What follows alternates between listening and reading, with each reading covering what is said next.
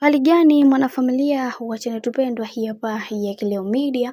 Kama ndo mara yako kwanza, basi nikusihi usisahau kusubscribe, kulike, kushare pamoja na kucomment. Bwana Esma, dada wa Diamond Platnumz, ameamua kufunguka vitu vingi kuhusiana na maex wa bwana mkubwa Diamond Platnumz, na akikili na kuzungumza kwamba Zuchu ni mke bora kwa upande wa familia yao, na ni mwanamke ambaye anajielewa na kujitambua, na hatamani kuweza kuona wakimsimanga kwa namna yoyote ile.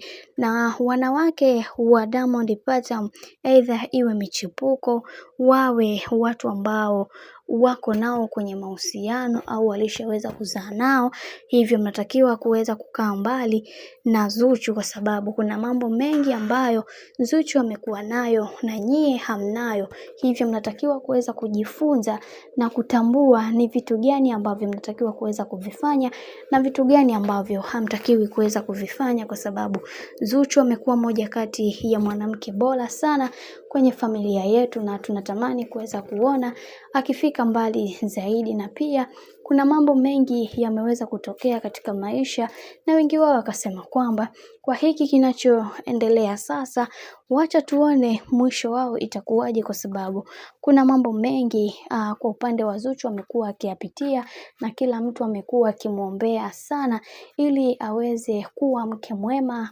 na awe mtu ambaye mwenye kupotezea baadhi ya mambo, na hiki ndicho ambacho anachokifanya mara zote. Hivyo kwa upande wa Esma, naona Zuchu ndiye mwanamke bora na ndiye mwanamke ambaye anastahili kuweza kuishi na bwana mkubwa Diamond Platnumz, kwa sababu mara zote amekuwa akifunguka vitu vingi na kumuelekeza ni vitu gani anatakiwa kuweza kuvifanya na vitu gani ambavyo havistahili kuweza kuvifanya.